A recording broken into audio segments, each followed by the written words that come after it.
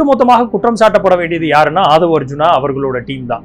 அண்ணா நாங்க பாத்துக்கிறோம்னா விஜய்க்கு ராங் இன்ஃபர்மேஷனை கொடுத்து ஒழுங்காக இங்க ஸ்டேட்டோடைய ஆர்கனைசேஷன்ல திரு ஸ்டாலின் அவர்கள் தெளிவாக சொல்லியிருந்தார், எந்த ஒரு தலைவர்களுமே அவர்களோட தொண்டர்கள் உயிரிழப்புக்கு உள்ளாகிறதுக்கு விரும்ப மாட்டாங்கிறது அவ்வளோ மெக்னானிமஸா அவ்வளோ ஒரு இதயபூர்வமா அதை அரசியல் படுத்தாம சொன்ன ஒரு தலைவர் இங்க இருக்கும் போது நீங்க இங்க காழ்ப்புணர்ச்சியில குற்றச்சாட்டுகள் வைக்கப்படுகிறது, இங்க விசாரணை அமைப்புகள் அப்படி நடக்கும்னு சொல்லி நீங்களாம் வாண்டடா கொண்டு போய் விஜய் அவர்களை வண்டி ஏத்தினதுல திரு ஆதவ் அர்ஜுனா திருப்பியும் ப்ரூவ் பண்ணியிருக்கிறாரு. அவர் மற்றொரு கட்சியை செதலமடை செய்யறதுக்கு டிஎம்கேல இருந்து டிஎம்கேக்குள்ள கலகம் மூட்டி விட்டார், விசிகால இருந்து விசிகாக்குள்ள கலகம் மூட்டி விட்டார்.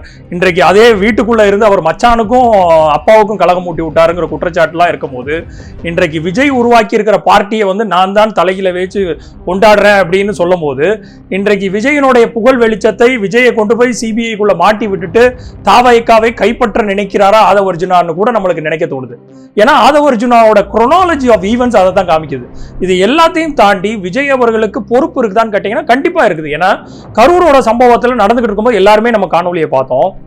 அந்த வேனுக்கு கீழே மயக்கம் அடையும் போது ஒரு செகண்ட் ஆதவ் அர்ஜுனா மேல வர்றாரு, நிப்பாட்டிட்டு எல்லாருக்கும் தண்ணி கேனை தூக்கி போடுறாரு. அப்போ சிபிஐனுடைய கொஸ்டின் முதல்ல இருக்கும்போது விஜயே தூக்கி போடுறார், ஆம்புலன்ஸ் வரும்போது அவங்களுக்கு வழி விட சொல்றார். அப்போ உங்களுக்கு கண்ணு முன்னாடியே வேன்ல இருந்து கீழே இருந்து பாக்குற கூட்டத்தை விட வேன்ல கிட்டத்தட்ட 10 அடிக்கு மேல இருந்து சுத்து வட்டாரத்துல ஒரு ஈகிள்ஸ் பாயிண்ட் ஆஃப் வியூ ஒன்று கிடைக்கும்.